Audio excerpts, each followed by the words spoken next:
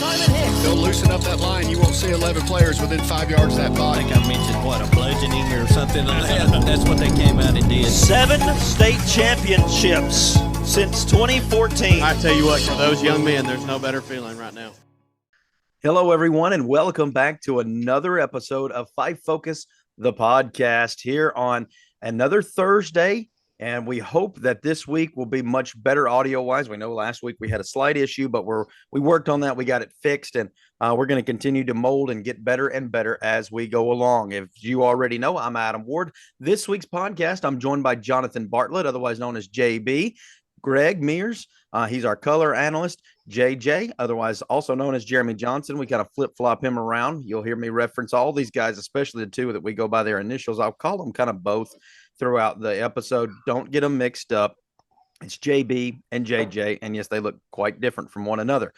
But this week's episode of FYFFE, the podcast, we're just getting rolling with it, is presented by Froggy Freeze. And if you missed that exciting announcement last week, Froggy Freeze and the fine folks at Froggy Freeze Shaved Ice, they do an incredible job. Listen, I can tell you, I don't know that I have much better experiences when I go by an icy. First of all, the people are friendly. They're wonderful and easy to talk to, easy to get along with.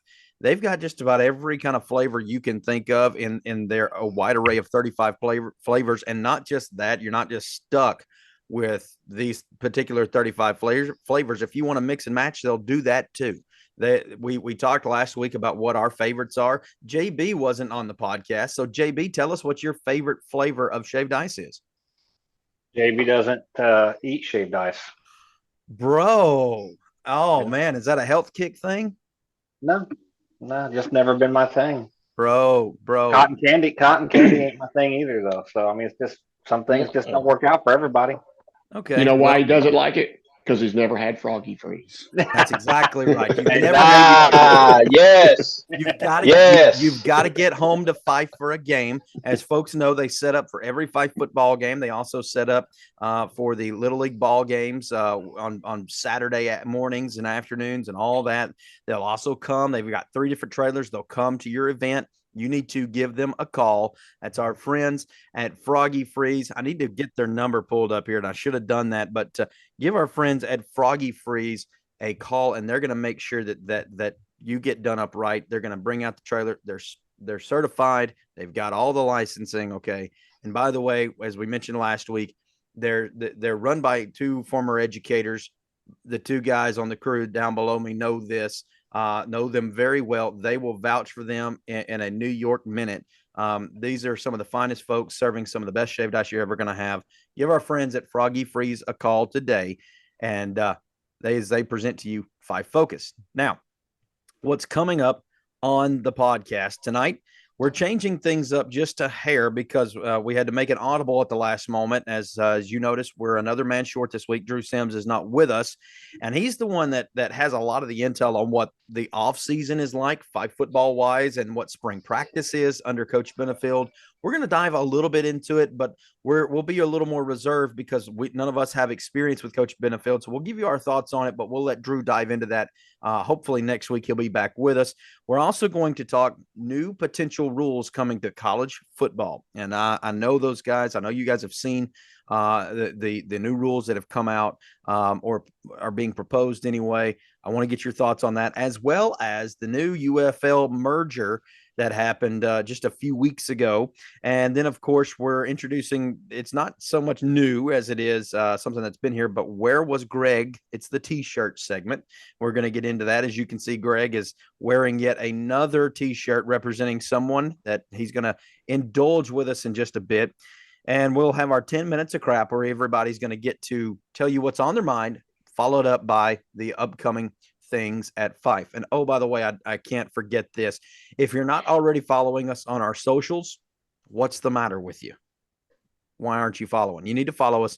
It's on Facebook at Red Devil Radio Show. You can follow us on YouTube. We have a new YouTube channel as well. Type in youtube.com/the @Red Devil Radio Show. We're on Twitter or X at Red Devils Fun 927.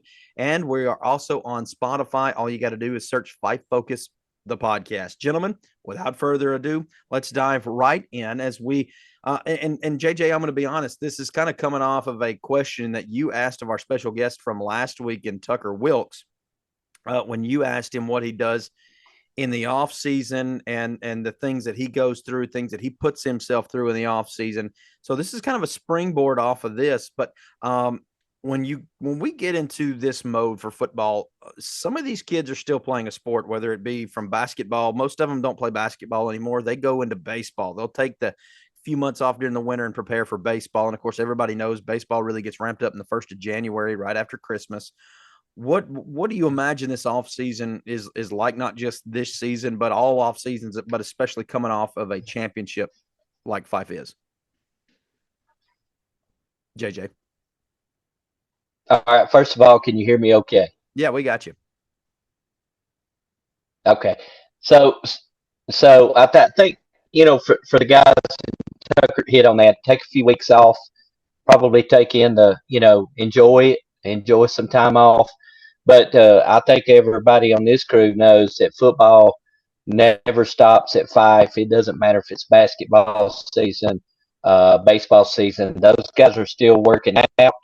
They're still going through that workout program, and it doesn't end for them. Even the basketball players, if there's an underclassmen and they're playing football, they're getting those football workouts in for sure. And so that I think that's the key really for FYFFE success, and I think we all agree with that. It's the weight program, but then in general sports. Just think about it, and Greg can probably touch on this. Used to, you played a sport, whether that was baseball, football, or basketball. You started a few months before, or maybe not even that long, a few weeks before, and that's when you picked up a basketball or you got out on the football field. It's year round now for if you play any sport. You got to be committed to it to be. Otherwise, you fall behind. Otherwise, you're possibly sitting on the bench. So football. But again, football never stops in FYFFE. Well, Greg, JJ brings up an interesting point. I feel like we've seen I can only harken back to when I was younger. We've seen a shift. It used to be, it was preached to play every sport you can possibly play, whether it be from little league ball stuff, to getting on into JV and varsity years. And now it seems, especially in the last, 5 to 8 years, there's been a mentality shift, and quite massively, because it didn't just happen overnight. I think we trended this way where we're telling our young people that if you don't specialize in this particular sport, if you don't play only one sport and focus on it 365 days a year, whether it's in season or off season, then you have no chance. You're just going to hurt yourself and at whatever, getting scholarships, opportunities, whatever they want to throw out there. And I'm actually a proponent the other way of saying, look, if you can be a multi-sport athlete, if you can not only do that and do well at it, but keep your grades up, honor the other commitments in your life, whether it be to church or a job that you may have, part-timers. I know some kids like to try to work a part-time job. Greg, that shift in mentality, you can speak a lot more to it than I have. You've been around longer than me, but would you say that helps or hurts kids today? Well, personally, I think it hurts them because, again, I came up the different way. So we were playing everything. A couple different things about that, though. First off, we never went past the first round of the playoffs. So it was a lot easier to start basketball when you're out of the playoffs November 14th or something like that. But again, I think it's just there's so many more opportunities to get scholarships and all now, too. We didn't really, there wasn't a Barry over in Rome giving scholarships. Man, you were either going to go, if you were halfway decent, you were going to go to Jack State, UNA, and if you were, decent, we had a guy that signed with Auburn on my team, and that was pretty much it. So I think as the opportunities have risen, the parents have got more involved in that too, which, hey, if I'd have had guys, if I had a kid had either athletic daughters or a boy, I might have been pushing them to play one sport too. Would have saved me a whole lot of money. Auburn's damn expensive, guys. So, but I think that's what part of it is. There's just so many more opportunities for them to concentrate on one thing and actually make that where they can actually, go to school or get some better opportunities out of it. Yeah. As we lost JJ there for a moment, but that leads me to an interesting thought. JB, you didn't grow up around here like the other three of us have. You grew up in Indiana, where coming from a state that isn't 100% just outright foaming at the mouth for football year round, because Indiana has been known to be good for basketball as well, and other sports. And of course, the Fighting Irish and Notre Dame and all that in South Bend. So you kind of get a nice mosh pit there. Yeah. Rep that green. But my question is, what is the mindset up north like? Because even though folks know that I'm, was born in Chicago, I wasn't raised, or technically outside of Chicago, I wasn't raised up north. I only lived there 2.5, 3 years of my life. We moved down here. You lived the majority of your growing up life up there. Tell me what the mindset's like up there compared to what it is down here. Well, from where the area of Indiana I was from, it was all about basketball. Everything was about basketball. If you ever watch the movie Hoosiers, the team that Hickory ends up beating is actually Muncie Central Bearcats, which is where all my family went to high school. I didn't, but my mom did, my dad did, grandparents, my aunts, my uncles, they all went to Muncie Central. That was the same high school. One of the last years for class, Indiana didn't go to 1A, 2A, 3A. They had just everybody played everybody, and you just went for the tournament, and that's what happened. So for a lot of years, that's all it was, and everyone concentrated on doing that. And then they had 3-on-3 tournaments over the summer, and then you had AAU, and so everybody was working towards that. We didn't have soccer back then. Football teams were not good. If you ever look at where most of your NFL players come from, as far as where they grew up, you might see one or two coming from Indiana, but that isn't where a majority of them come from. They don't focus. But you got to understand, I've been driving now for 33 years. And so that means I was in high school, graduated 31 years ago. Back then, it was you could easily play 3 sports in most high schools, because most high schools didn't advance past the first round, second round. So I knew a lot of 3-sport athletes in my high school. When I wasn't playing football, I was weightlifting. That was my off season thing. So there wasn't a whole lot of it isn't like it is today, where everything's focused on one sport all year long. Because if Brady could focus on basketball all year long, that's all he would do. He wouldn't care about football. I mean, he doesn't play it anyways, but he would only focus on that one sport. So the mindset has changed. Plus, it's a money game now. Even in high school, it's a money game. So there's money to be earned. If you ever look at the ticket prices of some of these entrances that you go to, the concession stands on some of these places you go to, you see a huge bump in where things used to be an affordable Friday night adventure is no longer really all that affordable. Right. You got to plan on $30-$40 easy, and that's including gate and concession. And so, it's a different mindset now than it used to be. And people are focused a lot on one sport now, because they expect that to be their ticket to the big money, whether it be in college for the NIL or semi-pro, or even getting up into NFL, NBA, all that. Well, and I do think there is, I guess you might say, a balance that can be struck a little bit when maybe you're not a 3-sport athlete. Maybe you're only a 2-sport, and you do like some of these football players do. You play football, you don't play basketball, but you take the time to play baseball. Or maybe you run track. I don't know that we've got any running with the cross country track team this season, but I know 1 or 2 has in the past.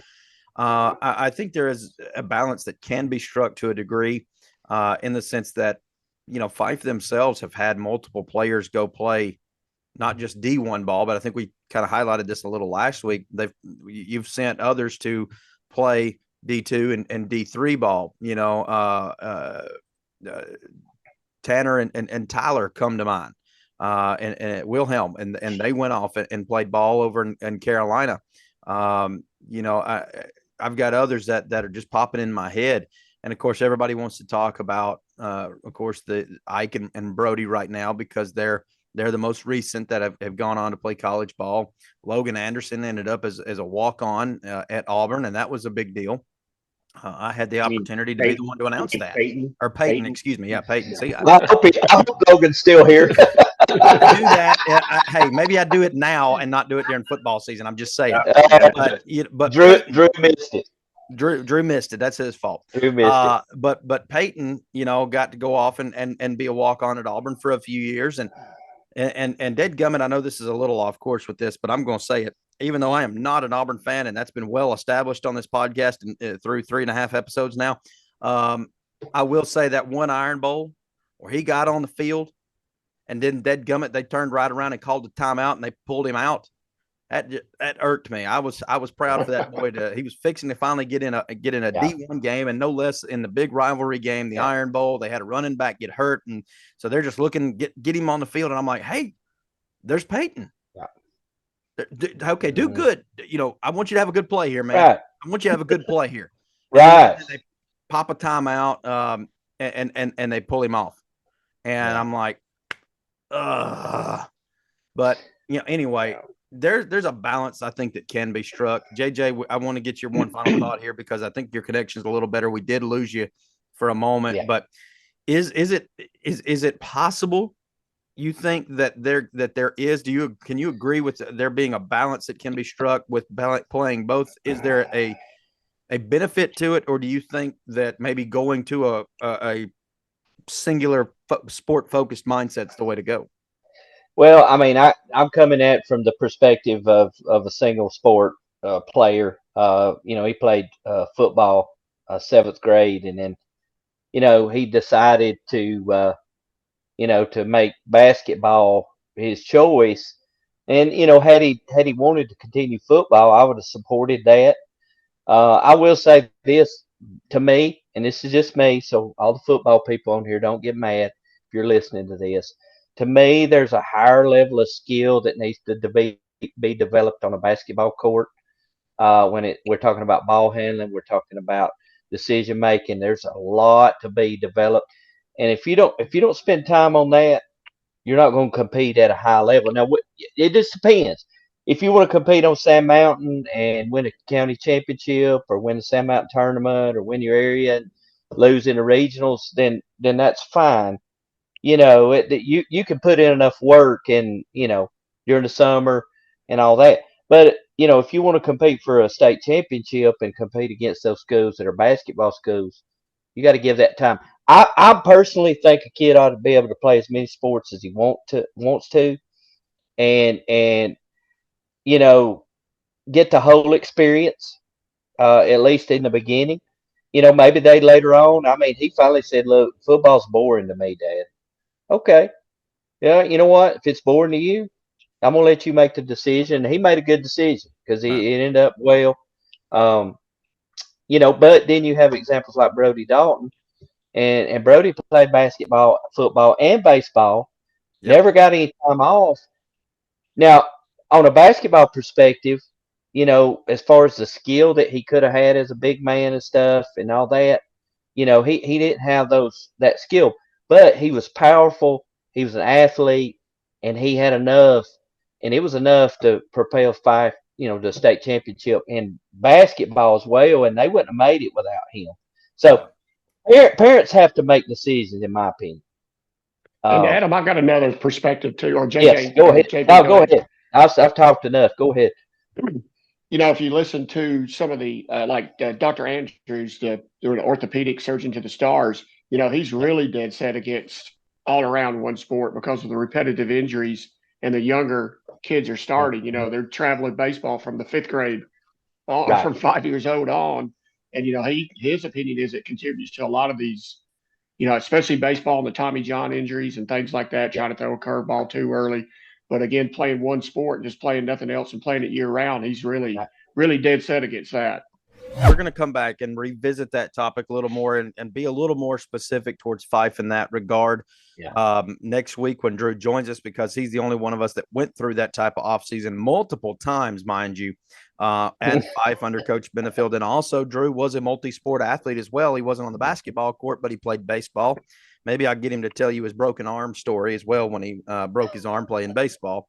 But while we continue the football talk, let's take it from the high school level and go up a notch to the collegiate level, where On3 reported earlier last week new sets of college football rules being proposed that could impact college football as early as the 2026 football season. And apparently these are the three rules that we're getting a lot of positive reinforcement, shall we say, and getting a lot of push. And I want to read them to you. I want to get your guys' thoughts on this. First of all, and all this will sound familiar to our listeners, by the way. But first of all, one of the rules is the sideline to helmet communication. Tablets on the sideline to be able to like review plays and see things that, like if you can find a way to use Huddle and utilize Huddle for that.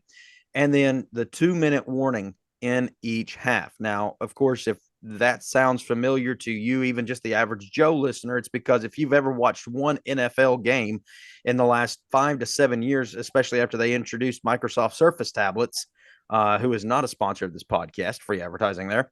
But all three of those rules are encompassed in the NFL game. They're synonymous now with the NFL. And of course, NIL being introduced a couple of years ago and how that's changed college football. We are not living in a, shall I say, a purist college football landscape anymore. And I want to know your takes on these three rules in particular. Are they going to be good for college football or not? And you guys have at it. Tell me what you think. Well, first off, I want to know if the in-helmet communication is going to be called the Jim Harbaugh rule for the sign stealing. I mean, come on. Well, if you don't call it that, you're missing an opportunity. As far as the tablets go, I don't see any problem with that. I think that should have already been done. They put TVs on the sidelines and watch plays over right there. So a tablet ain't going to be much different than that. It's just going to be a little handier for the offense to look at it, the defense to look at it. As far as the in-helmet communication, I think you're still going to see a lot of schools using signs and using hand gestures because, like you said, if it is one helmet on each side of the ball, a linebacker needs to come out for one play. Suddenly, you've lost your play caller, and so someone's going to be able to, read those signs as they're being sent in. But and as far as the 2-minute warning goes, man, I'm kind of iffy. At some point you got to stop making college be like pros. I mean, I know it's the same kind of money maker. And again, this is all a money game, right? We've moved on well past just playing a sport. Now it's all about the money game. Yeah. So, it is what it is. But I think the in-helmet communication, I think you'll still see a lot of colleges. First of all, they won't implement the technology probably because of price, especially some of your MAC schools and such as that, your Division II, Division III schools. They won't do it because it'd be too expensive. But even some of your Division I schools will probably still continue to do the signs. For one, players are stuck around, they know them. And for two, if you do lose the one helmet of communication, you still can get your plays called in. Yeah. And that was my thought. That was my thought as well. Even if you do have that communication, which I'm not opposed to it. I don't think everybody, like JB said, I don't think everybody's going to adopt it but for budgetary reasons. But then you still have to have a contingency plan if that helmet goes down or that communication goes down. You're still going to have to work on signs. And this is just my opinion. You know what?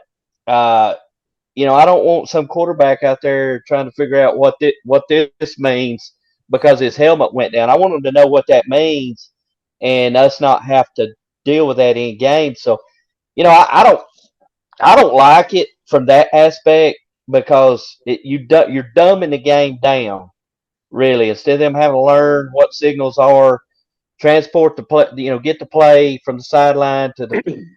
I think it's like the calculator. We got kids now that can't add, but if they don't have a calculator, well, I want my kid to add, even if he's got a P. I did a trade math class, and I'm telling them to a group of people that I thought should know trade math, and you would have thought I was teaching like some kind of rocket science, because I gave them a piece of paper and a number 2 pencil, and it flipped them out. And I said, all right, I want you to calculate margin. Here's the scenario, calculate margin. I even gave them a formula. And they acted like you were asking them to do the hardest thing in the world. So back to that. Yeah. Hey, learn the signals. People have been doing it since the beginning of football. The tablets I like because they can review the play. They can look at what happened. I'm fine with that. 2-minute warning. I don't care. I mean, they'll figure out one way to they manage now. I don't know how it benefits the game. TV hurt. timeouts happen all the time. Yeah. TV timeouts. I'm hurt. I mean, we had a designated hurt person back in 78 and 79. I mean, that's how long ago, and that was hey, if we're out of timeouts, fall down and act like you're hurt. He's on the roster. That's 45 years ago. Yeah. So he's not a split end. He's a yeah. But I agree with JB too. As long as they don't make it too much, these two things, I don't care. The 2-minute warning, I don't see the point in it. As long as they don't start changing the fundamentals. I mean, I like the pass interference call like it is now. I like 1 foot inbounds versus 2. Yeah. And there is one other thing too. I don't know if it's gathered any momentum or not, but they're also talking about doing away with the chain game in NFL, and everything will be measured electronically. So that's one I know they've talked about. I don't know if it's gathered any steam like these other three, but you still have the human element. Exactly. Yeah. Yeah. Well, I mean, they're already doing that with baseball umpiring and trying to move away from home plate umpires and go digital calling. So I'm gonna say one more thing. Hey, wouldn't you think if you're the NCAA, with all the chaos that's going on, wouldn't you think they'd focus on something else other than stupid rules change? That's all I'm saying. Yeah. The classic biblical passage: strain at gnats and swallow camels. That's what they do. Hey, I mean, about this. How many timeouts are going to be called because either the helmet doesn't work or the player doesn't understand what's coming through the helmet? It's maddening. Yeah. This is mad. It's maddening. Well, I mean, how crazy spend your time on things that matter. So here's my major gripe of those three, and it's going to sound a little weird coming from, in particular, myself, because I work in media. That is my job. I literally every day I work in radio. And we make our money based off of advertising. The more advertising we have, the more money we make. Therefore, the better off the station is, and the programming we think it betters the programming anyway, or at least on this program. Thank you, Froggy Freeze. Thank you. But the 2-minute warning, I think Greg was the one that said it a moment ago. It's not going to do anything for the game. It will do jack diddly squat. It does nothing in the NFL. All it is an opportunity to, quote unquote, take a timeout for 60 seconds, 2 minutes, whatever, and play more commercials, get more airtime so that whatever network can make more money. And here's the thing. I know the 2-minute warning is to say, hey, there's 2 minutes of play time left in the half. And they're not necessarily having to say, okay, we're going to take a 2-minute break or a 2-minute timeout.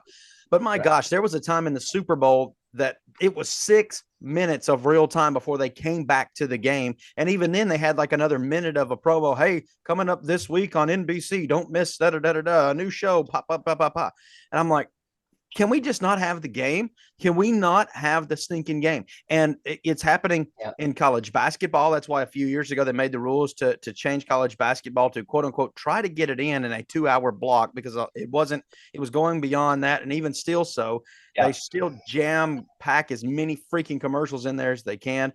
I'm not happy with the 2-minute warning part for college football, because I'm already sick of watching a game and getting enamored with products that most Americans are not going to use. Okay, let's just be frank. If you're paying $8 for a bar of stinking Sasquatch soap, I'm sorry, you're out. Hey, wait a minute, I'm offended by that. I have that bar of Sasquatch soap, and I'll come here to tell you it works. I smell like a Sasquatch every day. So I've had some given to me, but I will not buy it. I will use it if it's given to me, but I will not buy it. I'm not paying $8 for a single bar of soap. It's just not going to happen. Adam, two things there. First off, so you're telling me that you are able to look at a clock and tell there's 2 minutes left in the game? I mean, come on, man. Somebody's got to tell you that, right? But the other is, just like you said, they've made every rule change they can to try to speed these games up. And then now they're going to throw in a 2-minute warning, like you said, to take 8 minutes worth of commercials. Yeah. I mean, it doesn't make sense. You want it to sped up because we have such a short attention span now. But now you're going to break off and, like you said, sell me some soap or show me another picture of Taylor Swift up in the box, whatever it is. Well, remember, JB, help me on this. Was it a year or two ago they made the rule change on first down where the clock doesn't stop with the first down in college football? Was that this year or 2 years ago? That was his previous year. Yeah, 2 years ago. Or actually, yeah. So, and that was like Greg said, that was a rule to try to help speed up the game because it's getting boring. I'll tell you what, some of the rules that they did for baseball to speed up the game of baseball, they were good. I'm like, okay, I can understand that a little bit because viewership on TV is a far cry different than viewership in person for a Major League Baseball game. I prefer being in the stands than I do watching it on TV, although it's much better now. But just because it works in one sport doesn't mean it's with sport X doesn't mean it's going to work with sport Y. And I don't see any good in a positive effect, shall we say, for the game of football collegiately, especially in this case. It's just a money grab. And by the way, it's not going to benefit those two schools that are on your TV screen for those 3.5 hours. Those schools are not going to get any revenue off of the Sasquatch bars of soap getting sold or the beer commercial, running through. That all goes to the network. And the NCAA might get a small chunk of change out of it, but the schools don't see any profit off of that. So it does no good for the university. It does no good for the game, in my opinion. And our listeners can have a different opinion on that. I think JJ said it last week. I'm not going to apologize. He didn't apologize last week. I'm not apologizing this week. I ain't apologizing for nothing, Adam.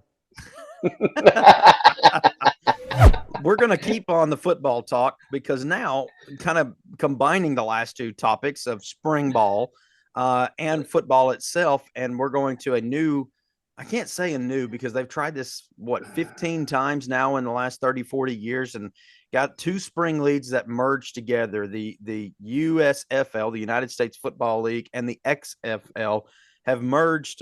They made the announcement in late December and then it became official in mid-January for the United Football League. Now, admittedly, I am not as read up on this as maybe I think JJ's a little more invested than anybody else in the spring football league, but I have been known, Drew and I, we're family. Maybe you didn't know that, folks, watching. Drew and I are brother-in-laws. We get together because of my sister. He married her. We get together at family functions. And if a game is on, if the Birmingham Stallions are playing, we generally will turn on. Is it Fox? I think it's Fox. I think it's actually Fox and the NBC, the USFL. The last 2 years, it's been Fox and NBC. Well, we'll turn it on, and it actually is what little I've watched, and I think again, JJ, I think you're the expert on this compared to the other three of us, but it's actually kind of entertaining, and Birmingham won at least one of those championships as well. Did they win both? I don't remember. They won both. Yes. Absolutely. So, and to me, of course, Greg was as well. I'm sure when the original USFL came to this old WFL back in the 70s league that didn't make it, but when the USFL came in, I was excited about it because the Birmingham team, football's king in Alabama, right? So you got the Tide, you got Auburn. But have a pro sports team there, pro football team in Birmingham, I thought was great. And the thing about it is they stocked that team with Alabama and Auburn players. Yeah. Joe Cribbs was a part of a fantastic backfield at Auburn with James Brooks and William Andrews, who you got to have a lot of gray in your beard. Probably remember those guys.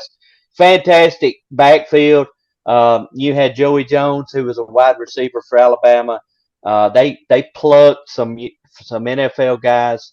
So I was excited. The league actually did really well. They made a mistake of trying to go head-to-head with the NFL, which is absolute no-no.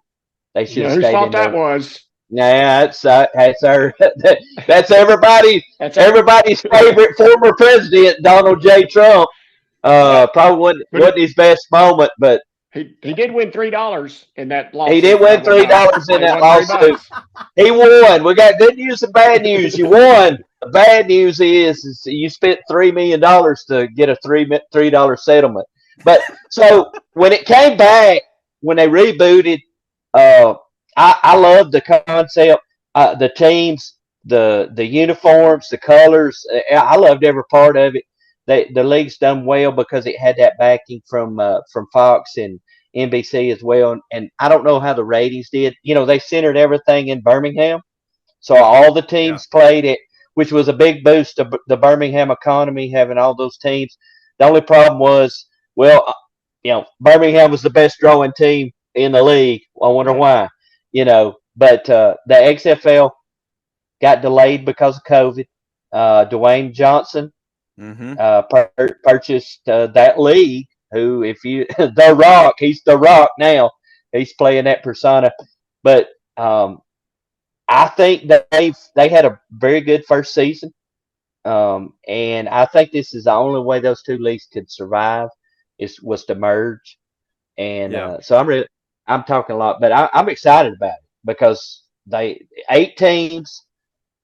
They picked the 8 best teams, so the 3 best out of the USFL, and I think it was the 4 best out of the XFL, which, by the way, was a former WWE product, XFL, early 2000s. But I think that I think there's a niche for it. I think the expectation level's got to be managed. They're not going to be the NFL.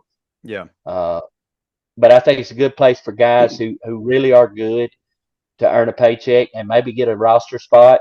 I know Birmingham's quarterback, Alex Magoo, from last year, I think he's on an NFL roster. I think our kicker for Birmingham, Brandon Aubrey, he's with the Cowboys.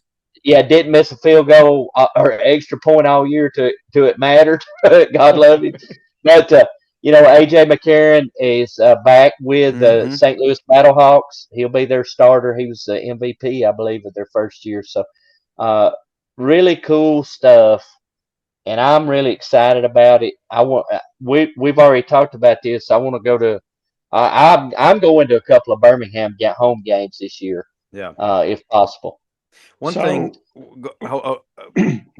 that and the reason this got put on the list was because of the AJ McCarron thing, and JJ, I'm glad you brought it up. But B, I did not realize this. Excuse me. The former Auburn quarterback Jeremy Johnson is playing in the Hispanic Football League in Mexico. And I did not realize that till I seen a tweet. And they're currently playing, I think, right now. And he was MVP of the game. His team won 28-14 or something like that. It looks, I haven't dived into the league or anything, but it looked kind of similar to what Canadian football is.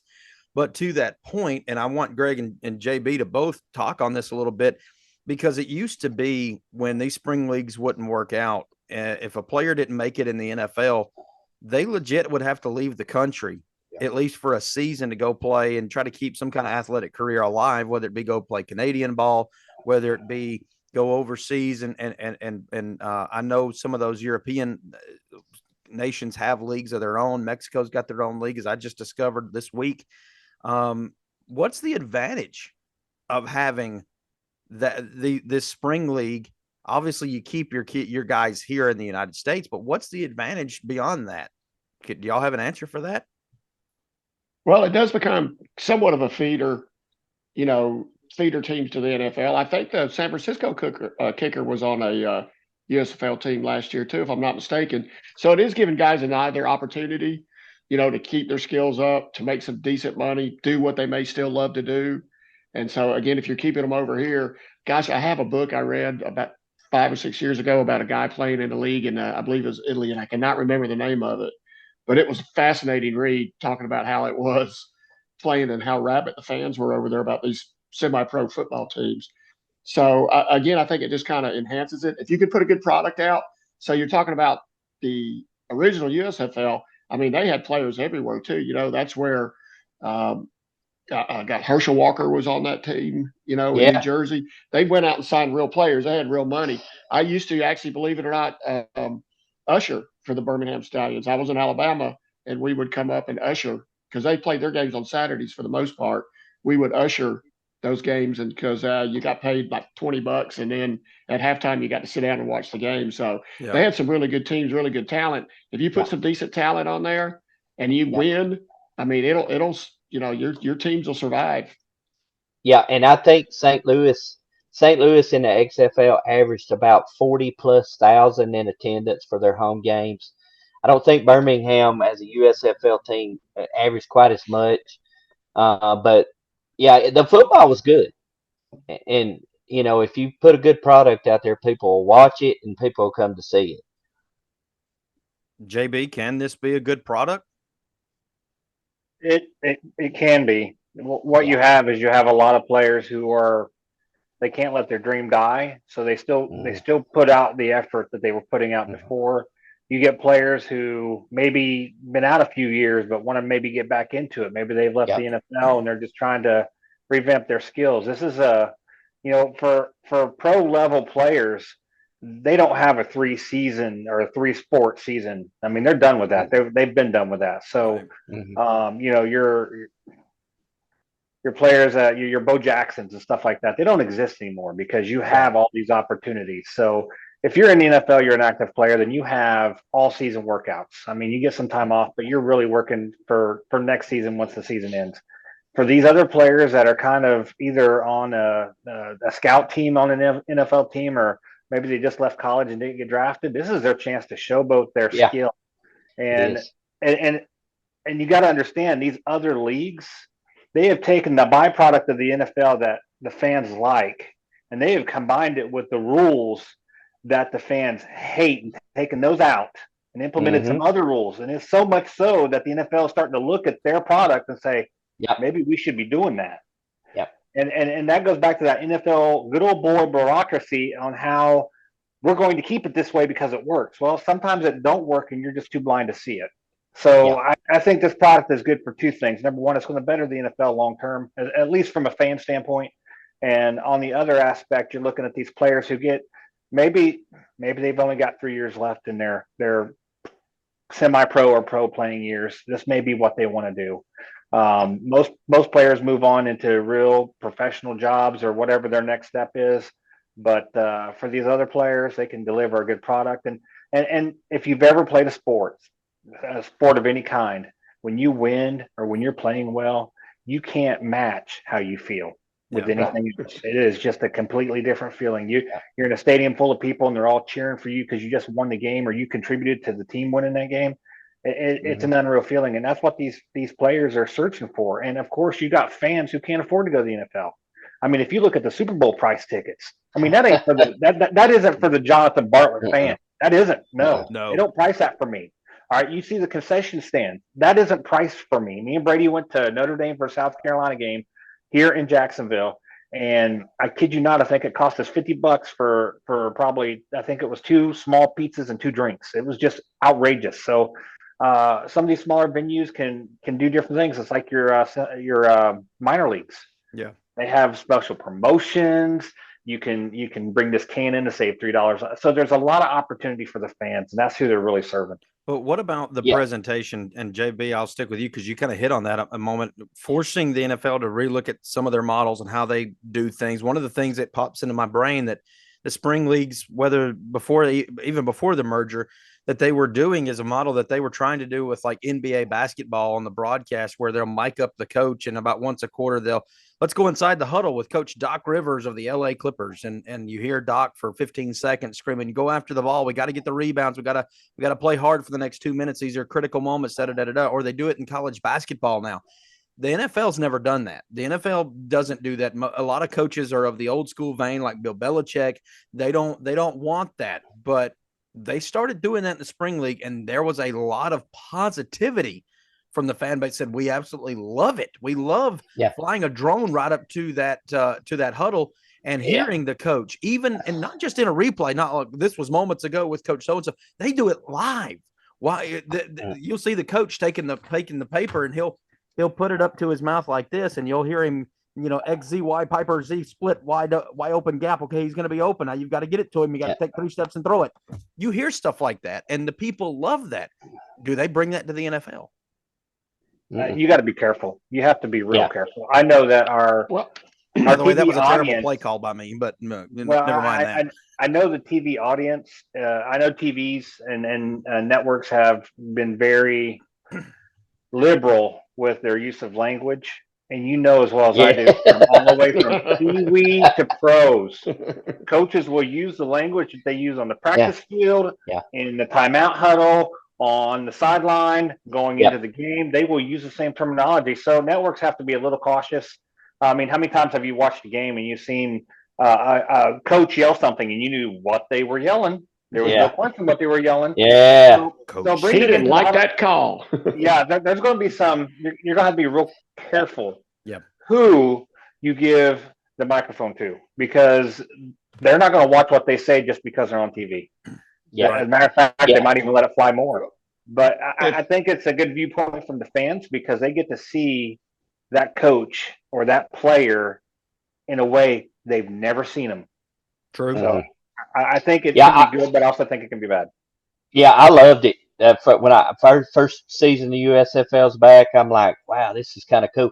They did, however, to JB's point, they did dial that back. Where the first couple of games I watched, I was like, I can't even it's interfering with the game, and they did dial that in a little bit. The language things.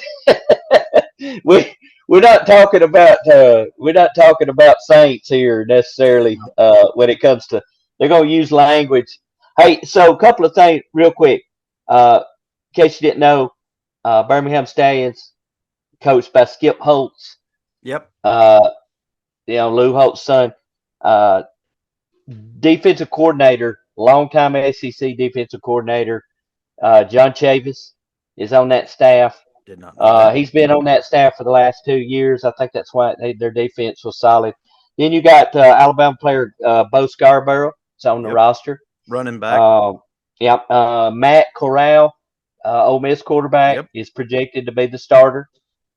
And you got Jay Sternberger, was a tight end at Texas A&M, who had some good years. So some good talent on these teams.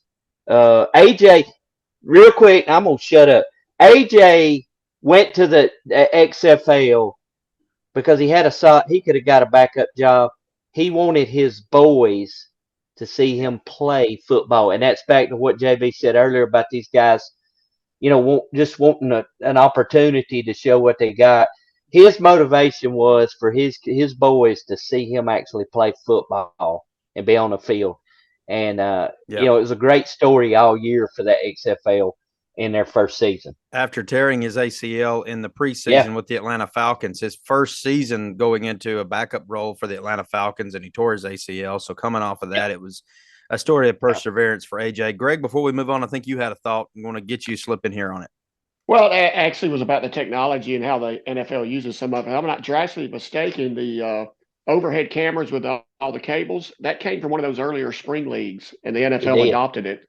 It may have been the original XFL, I think, but I'm not sure. Yeah. So they do adopt some of the technology, and they have. I'd love to see them bring back the scrum for the kick instead of a coin flip. Do y'all remember that? Oh my gosh, he could get people hurt, man. That was great. I want to see the nicknames on the back of the jerseys because I want to see somebody wearing "He Hate Me" on the back of their jersey. He actually made it to the NFL too. He played for the Carolina Panthers, I do believe. Yeah.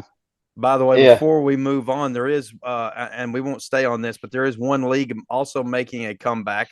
It returns this year. Arena football is also coming back. The fastest game on 50 yards is coming back, and I bring it up not just because it's football and it's another spring league that's coming back, but because the now former, and I'm going to cry when I say it, but the now former voice of the Alabama Crimson Tide will now be the voice of the Nashville Cats for the Arena Football League. So as JJ mentioned, talking about wanting to go to a Stallions game a time or two this season, I may try to also go up to Nashville and may carry me my little, I got one of them little $10 handheld FM radios, throw it in the back pocket, see if I can find a station carrying the Nashville Cats, watch the game, and listen to Eli Gold while I'm watching it. Now, let's move forward to the most famous segment in all of podcast history. It's called 10 Minutes of Crap. 10 Minutes of Crap. And it's virtually a What's on Your Mind segment. And I'm going to give A, B, C, D, E, F, G, J, B you're pegged for the first opportunity here at what's on your mind for the 10 minutes of crap. And I'm not even going to put the timer up. I think it's better without it. What's on your boy. mind? Well, see, I was afraid that you would pick me first this time because I really don't have a whole lot going on. But if I had anything to come up, something that we touched earlier on was the teaching our kids. This is this podcast is, we exist because of Five football, and my kids don't know nothing about taxes, and that may seem strange to talk about. My kids don't know how to budget yet. My son doesn't even really know how to cook, not really. Daughter is phenomenal house cleaner. I mean, she actually cleans other people's houses for money right now. I mean, she's phenomenal, but there's a lot of skills that our kids aren't learning. They aren't learning. When you send her up here, I'm going to need somebody in a few months. I desperately need help. Funny story. She'll be up there this week. But right. We'll talk after the show's over. Yeah, that's right. But, we're so focused on our kids getting through high school that we're not teaching them the basic skills of life. They're not learning how to cook. They're not learning how to keep up after their own stuff, their responsibilities. I blew the kids' minds when I started talking about how much their car insurance is going to cost, how much gas is going to cost. And they haven't even got into the fact of cars. When you start talking about oil changes, you start talking about new tires, you start talking about, the engine light came on. What am I going to do? They have no idea. My mom always told me before I left the house that I was going to know how to take care of myself, that I wasn't going to need a woman. I'd want a woman, wouldn't need one because I'd be able to do it all myself. And so I believe that a lot of things get in the way of parenting, whether it's parents with one job or both parents working or out of the house, or they work second shift or third shift, or I feel like our kids are missing out. And I think the downfall to our kids missing out and being so focused on other things is our society as a whole is going to be affected, and it's going to be affected negatively because other nations are teaching their kids, other countries are teaching their kids. Absolutely. JB, come on, don't you know you're going to be here for forever to pay for your kids, to take care of the insurance, to pay for the dents and the dings, and buy their food, it feels like it, and pay their hospital bills? Don't you know you're going to be here forever? Brady and Addison are going to move out one day. Their money is your money, and your money is their money. Come on, man. Brady's going to move out one day, and he's going to be tired of eating out, and he's going to call our phones and want to come over and eat. And I'm going to be like, we're not home. We're gone for the weekend. we went. That's right. We're doing all the things that we couldn't do when you were at home. So my 10 minutes of crap is basically that right there. Is that as parents we got to do better. Yeah, we're not doing well enough. Even the kids that have the 3 sports, or the kids that work all summer long, we've got to teach them better. And that's to go back to what JJ mentioned earlier too. I mean, we have to do a better job as a society, as parents. Politics aside, economy aside, if we don't teach our kids now, they're going to be in debt up to their eyeballs, and they're going to be living in our house until they're 45 or we die. Yeah. Greg, you're up. Well, actually, I just want to ask a question to everybody more than get on anything that I'm thinking about. But I want to ask each one of y'all, what is your favorite memory out of a sporting event, or the most exciting sporting event, preferably one that you've been to, but if you haven't been to one like that, something that you've seen on TV that you'll never forget it. And then when y'all are done, I've got 2 that are close. But I have one. JB, go ahead. Go right ahead. So I was in 8th grade. Maybe 7th grade. I can't remember, 7th or 8th grade. And Indiana had just one class of basketball. Big schools played little schools. And Muncie Central, where I hadn't went to high school yet. So the high school I was going to go to, I didn't even follow them yet. But my aunt still cheerleaded for Muncie Central High School. So I was able to go to the semi-state. I wasn't able to go to the championship game, but I was able to go to semi-state. And as I'm standing up on the little pavilion that goes around where we were at Butler University, as I was standing up there, I look, and not 25 feet away is one Bobby Knight. Oh. Now, I was not one of those kids who seen a celebrity and said, hey, let me go up to him.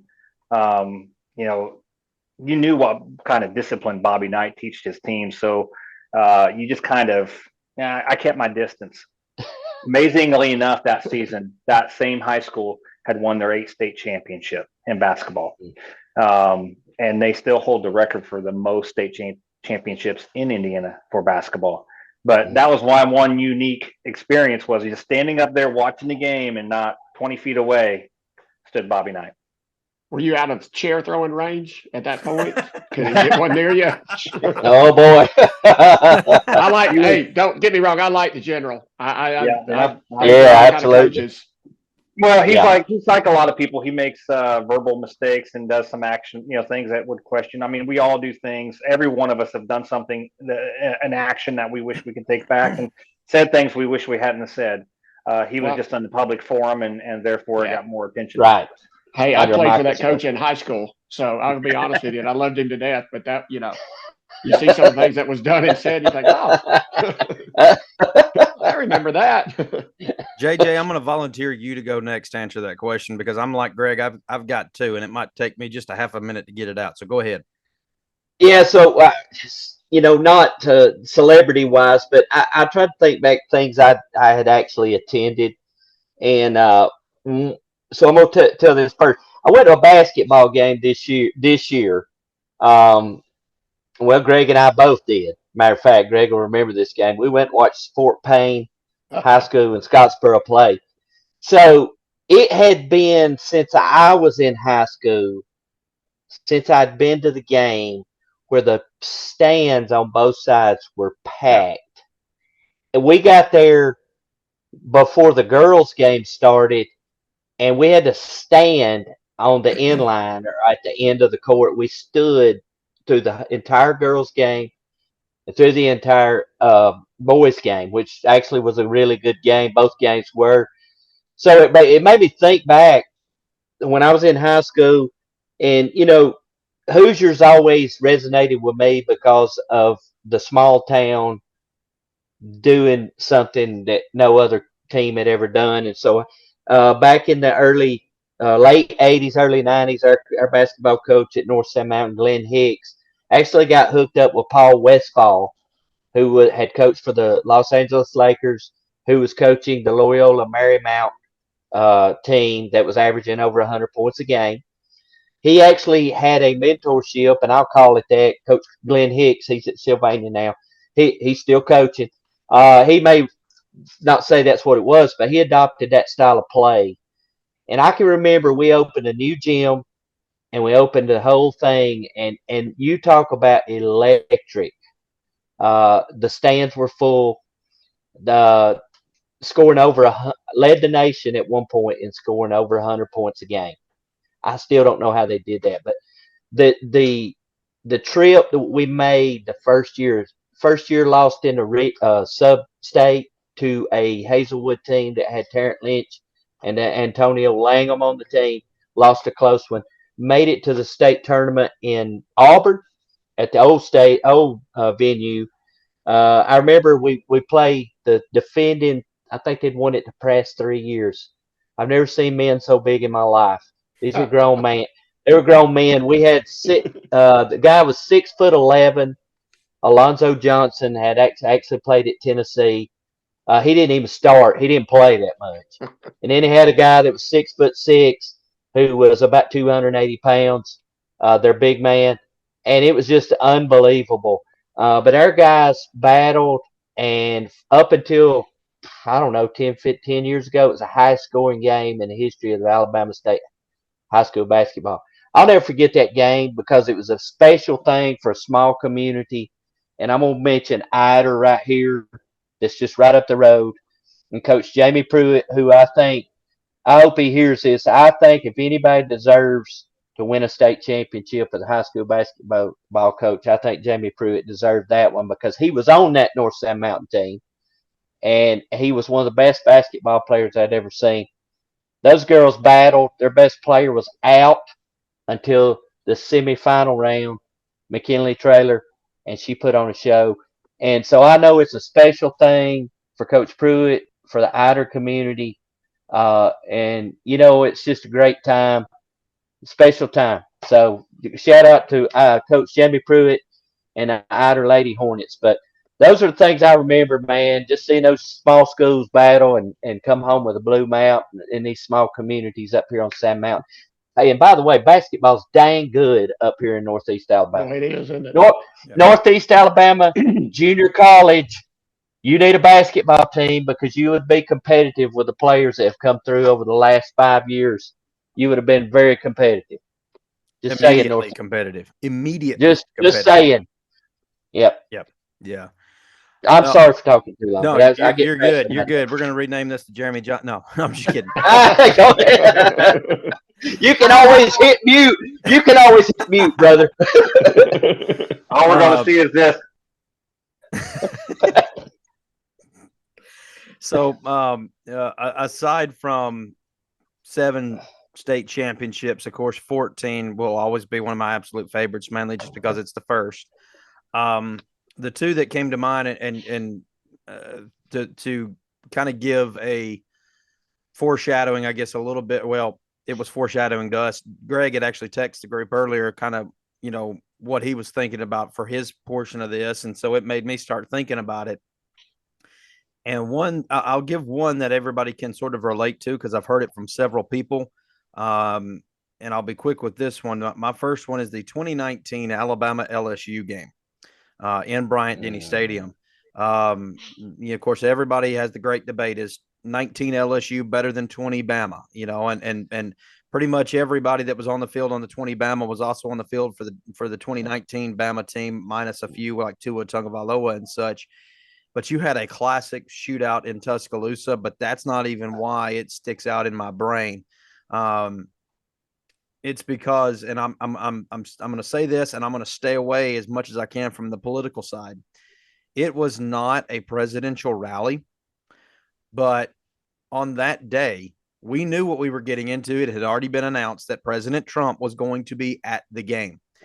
And Bev and I, we got gifted tickets for my birthday to go to the game by my family. That was my birthday present, and it shocked the living mess out of me. If you know anything about tickets to that type of game, especially when the president says they're going to be there, that's thousands of dollars worth, easily for one ticket. So I don't know. I still ain't figured out how. I'm afraid to ask how much was spent for those tickets, but we got to go. We got to get patted down by the Secret Service. That was interesting. I've never been patted down in my life, and I mean head to toe. But the coolest part of it was not just the game, but right where we were sitting in the stadium in relation to President Trump, he and I were almost eye level with the suite that he was in, directly straight across. And they took a timeout on the field. And when they took the timeout, you hear Tony Giles, the public address announcer, "Ladies and gentlemen, please make welcome the President of the United States, Mr. Donald J. Trump." It was louder in that stadium than when Alabama comes onto the field. It was louder in that stadium than any championship experience I'd ever heard, even combining them. I mean, it was one massive, just let it out, rip, roar. And I will never forget that as long as I live. They put the American flag up on the screens and everything of that like that. And they started playing Hail to the Chief over the speakers. I mean, it was one atmosphere. I don't think I'll ever experience it again in my lifetime. And that's one of the things that I will never, ever forget is being, at least I never got to meet him, and I'm sure I never will, but at least getting to say that I was in the same building, the same stadium at the same game as the President of the United States of America. And again, I'm not going to get into the political side of it, but it was so stinking cool. It only would have been made better if Alabama had been pull that one out of their butts, but they didn't. But the second one is, and this is the one that I'm giving you these in no particular order because this one actually really tops that other one. I just wanted to give that one because everybody can relate to it to a degree because they wanted to be there or whatnot. But my favorite all-time, Greg, to answer your question, is probably one of the crappiest games you could ever wish to go to. 2013, Alabama versus Chattanooga at Bryant-Denny Stadium. It was my sister's senior season. She was in the $1 Million Band as a trumpeter, and it was senior day. That was the year of A.J. McCarron's, it was his last season. Speaking of A.J., it was also the week before a certain historic play in college football that we don't like to relive. Nah. He stepped out of bounds. He stepped out of bounds. A bunch of family had come, and I mean, just from all over the place. And we could not we had so many family members there, we couldn't all get tickets together. So we had to get them where we could. And a bunch of us, you'd have 2 family members sitting in this section on this side of the stadium, 3 over here, 2 more over here, 4 over here. We were all over the map. And what makes it so special was my grandfather, who passed away in 2019. For years growing up, he was friends with Gene Stallings, coach of the 1992 national championship team, and had gotten to go all these games and gotten all these tickets and had all these stories to tell me. And I grew up listening to these stories. Well, when I got old enough to start going to the games, that was right about the time my grandfather got the Holy Ghost. And in the holiness faith, you don't go to ball games like that. Mm-hmm. You don't put yourself in temptation's way. It's not so much Right. about you can't enjoy the game. It's about the temptation that comes with it, whether it's the temptation to swear, the temptation to drink, the temptation to show anger, those types of things, and be a part of something that, might tempt you to, step over the line. And so I'd heard all these stories.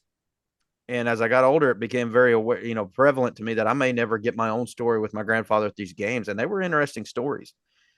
And then that game comes along. It's her final home game ever.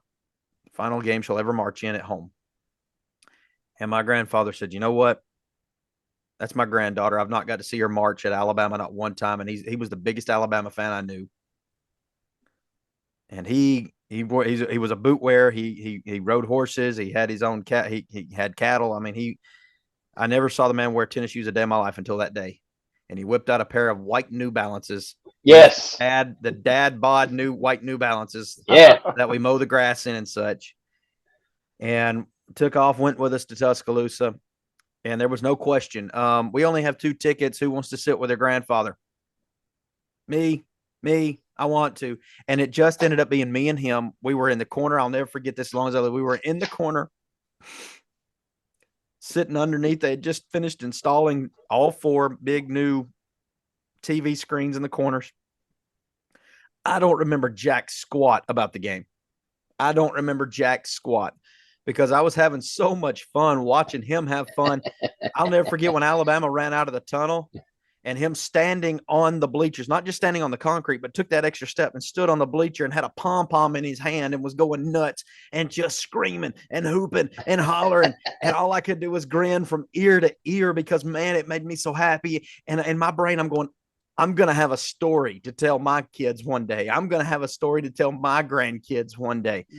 And like I said, I don't remember any. I think I got one play on video, and that was AJ McCarron's final pass in Bryant-Denny, and it was a touchdown to Amari Cooper. And I only remember that because I've got it on video. That's it.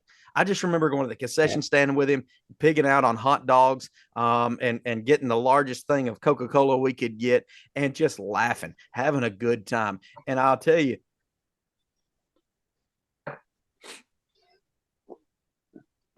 nothing beats it. Yeah. Nothing beats it because he's gone 5 years this year. Yeah. And I will cherish that as long as I live. And I don't mean to take up so much time, but I've got it around here somewhere. I've got a full-blown picture set, 4 pictures of that day. Mm-hmm. And I've never seen him smile so big as to when they announced his granddaughter and put her picture up on the big screen, Senior Miranda Ward, and just to see him light up. And I'll add one final piece to this, and then Greg, you can have it, and I'm going to go dry my eyes off. After the game was over, Miranda had told us previously, stick around. They'll let seniors take pictures on the field after everybody's left the stadium. You guys hang around and we'll get you on. Well, it was only supposed to be like the senior and one other person coming onto the field. My grandfather wasn't that person because he couldn't take pictures. He didn't know what these things right here could do. He had no idea that these things were that good. He looked at me. We were all trying to leave the stadium, and he looked at me and he said, "I might have missed an opportunity." And I said, "What do you mean?" He said, "Hang on a minute." And he turned around and looked. Nobody's around. "Come on. Where are we going? Come on." And he just took off to the corner end zone. He got up to the gate at field level, and he looked around, didn't see anybody to stop him. And he opened the gate, and he just walked out through the end zone all the way to the goalpost. And he said, "I've always wanted to do this." He said, "Take my picture like Bear Bryant." Yeah.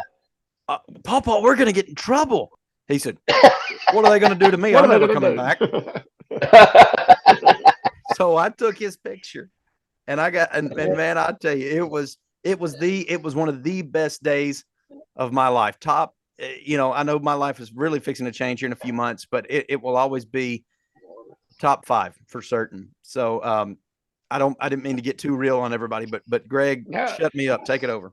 No, that's awesome. So I mean, people give people that love sports a bad rap, but that's what people don't understand. That's what sports can do, man. They can bring you together and have moments that you'll never forget in your life. None of mine are be quite as cool as y'all's 3, so I'm glad I had y'all answer because mine aren't as cool. And then Adam, also, I was at that LSU game. I didn't get patted down. I think that security guard just thought you were kind of cute. I'm just saying.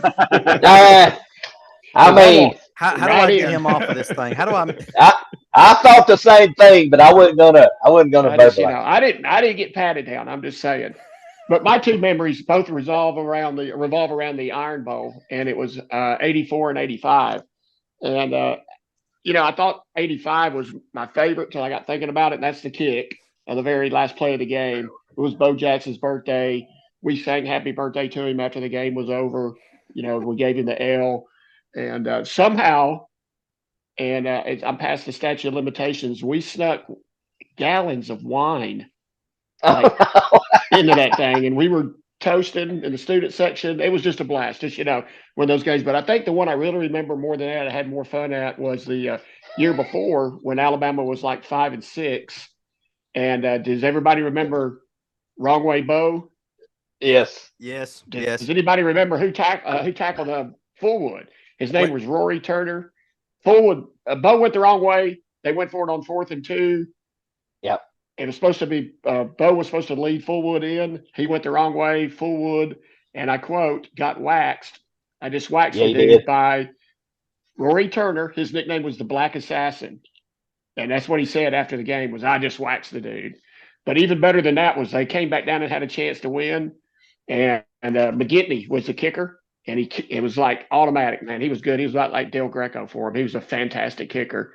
And so we know, they're about to win the SEC and go to the Sugar Bowl if he makes this kick. And he shanked it so far left. And you can see that was to the side of the stands where the Alabama half was. Because, again, back then it was 50-50. And you could just see everybody rise up and start doing that. And him just fall to the ground. And they went from going to the Sugar Bowl to going to the Liberty Bowl, all in one fell kick. And what was even ironic was McGinty transferred to Florida, came back the next year and kicked a field goal that beat Auburn. So, but those are my 2. Like I said, nothing compared to y'all 3, but hey, those are my best memories. So, Greg, while you've got the mic, the quick next segment here is where was Greg? Tell us where you were for this shirt. This is a little bit closer to home, and I need to do this now before I get canceled because this is the Sidney Lanier Poets, the Fighting Poets of Sidney Lanier in Montgomery. If they haven't, they're getting ready to change this school's name because he was he served in the Confederate Army during the Civil War, but he was a poet and a writer. And but they're about to get canceled. I don't know if they're going to change the poet name or not. But like I said, it's the Sidney Lanier Fighting Poets out of Montgomery, Alabama. Okay football program, but they've had some fantastic basketball teams over the years. Really, really good basketball program down there. Yeah. I think they dropped down now as low as 5A. But again, just the Fighting Poets, man. How do you beat a name like that for a high school? Readjust your camera or stand up one for a second so we can see that thing in full view there. It's hard to see the Poets. Let me see here. Yeah. Can you see that? Okay, yeah. The cursive S with the L attached to it. I like that. Okay. And like the Poets are here. Yeah. I think they may have already. It was hard to find one, and I ended up having to get a hoodie. That's one of the more unique nicknames for a school I've ever heard of. Yeah. You know what they say though, the pen is mightier than the sword. So exactly. Yeah. Well, gentlemen, it has been a fun one, probably one of the longer ones we've actually ever laid down on track, but it has been awesome. We've had a lot to discuss, a lot to talk about. We got real for a moment. I'm sorry about that. We may have to chop some of that down. I don't know, but anyway, one last segment, as you folks know, that we begin to wrap up with each and every week. It's what's upcoming at FYFFE, and I'll kick it off this week as We mentioned in last week's episode how Miss Katie Edge was selected as the FYFFE representative for the DAR Good Citizen Award, and she'll have an opportunity to go on the scholarship program, as Drew explained that for us a week or two ago. Well, not long after that announcement was made, as it turns out, Katie was also selected as Miss FYFFE alongside her senior classmate, Caden Sharp, as Mr. FYFFE. So a big congratulations go out to them for being selected by the faculty, whom, by the way, considers work ethic, involvement, integrity, and academics when making their decision. And again, note what I said, by the faculty. This is the teachers and staff of FYFFE High School choosing these two seniors who will represent as Mr. and Mrs. FYFFE for that senior class. And by the way, I've spoken with both Katie and Caden, and we are going to have them on the podcast in the very near future, hopefully within the next 2 weeks. So look for that, as we'll hopefully have Katie Edge and Caden Sharp on the podcast to talk about being selected for the DAR Good Citizen Award, as well as Mr. and Miss FYFFE High School.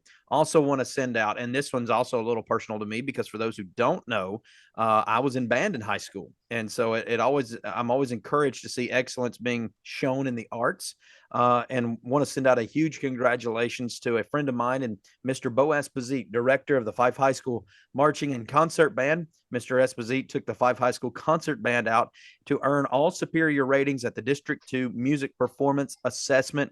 I can tell you from having been there and done that myself, it's not, look, folks that don't know music, don't understand music, you might think it sounds easy. It is actually nerve-wracking, just as if it's a championship moment. That's sort of a championship moment for that band. So congratulations to Director Bo Esposito and the FYFFE High School Concert Band on, again, getting superior ratings at the District 2 Music Performance Assessment. JB? The Five Tri-Pines Beauty Pageant is coming up Saturday, April 6th at 4 p.m. in the cafeteria at FYFFE High School. Applications are due as soon as possible and can be picked up at either the high school office or the elementary office. You can also go to the FYFFE High School Facebook page, find the pageant post, and click the link to download the application form. JJ? All right. Well, let's talk about a little baseball. Varsity baseball gets a few days off, and they will, after their game against Skyline, the first pitch is at 4:30, I believe. The junior varsity is going to continue with a doubleheader tomorrow night at Geraldine, and then Monday night at home we get Sylvania, and both of those first pitches are at 4:30 Central Time. Varsity action is going to resume next Tuesday on the road at Valley Head, and then softball kicks off a pretty busy week. Back-to-back home games Monday and Tuesday, with Cedar Bluff coming to FYFFE Monday, and Collinsville's coming into town on Tuesday. And then they go to Sand Rock on Thursday before heading over to Center for a tournament. First pitch for Monday, Tuesday, and Thursday is also 4:30 for the Lady Devils. All right, two quick things. One from Greg here, because he just sent a chat over.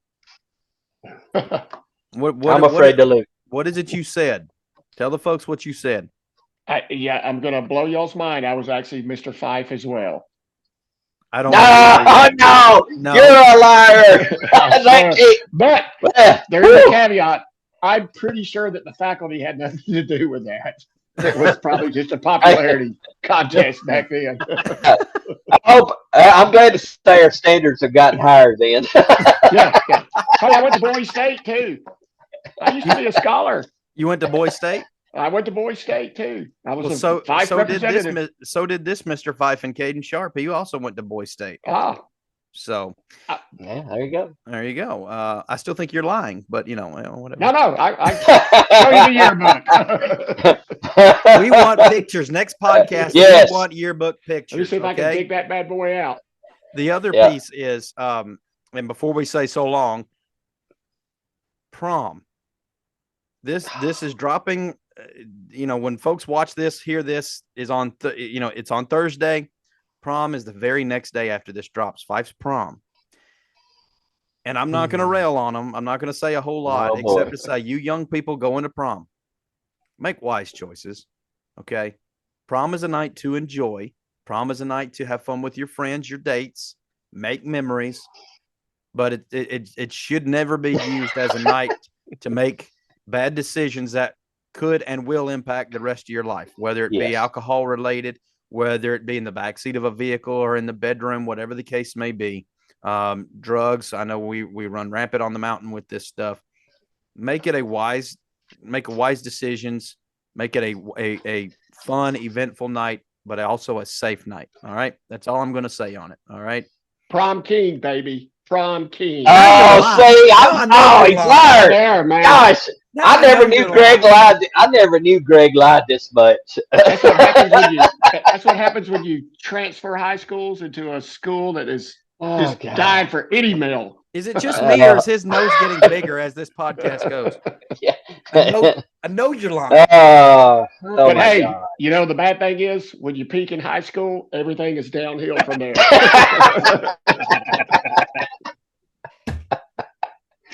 And with that, we're going to remind you once more that this episode of FYFFE is presented by Froggy Freeze Shaved Ice.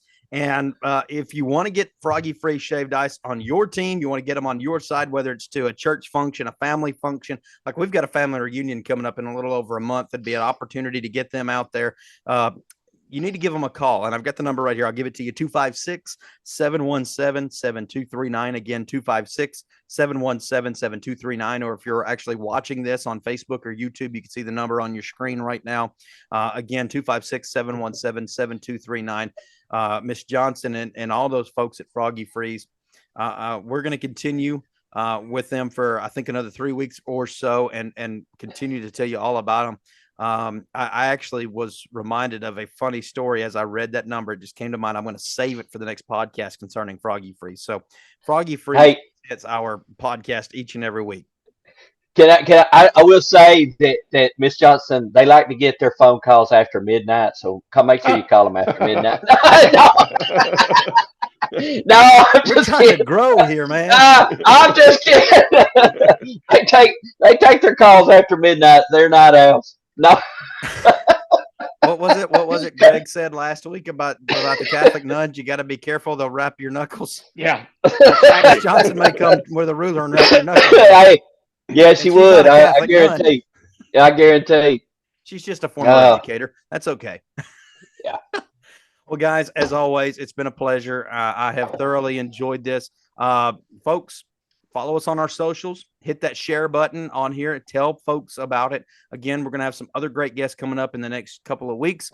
Look forward to talking with those young people. We also are still working to maybe try to get the baseball coach on, softball coach, talk about with them the actual sports that are in season right now and try to get them some clout built up, if you will. So, again, join us next week on the next episode of FYFFE.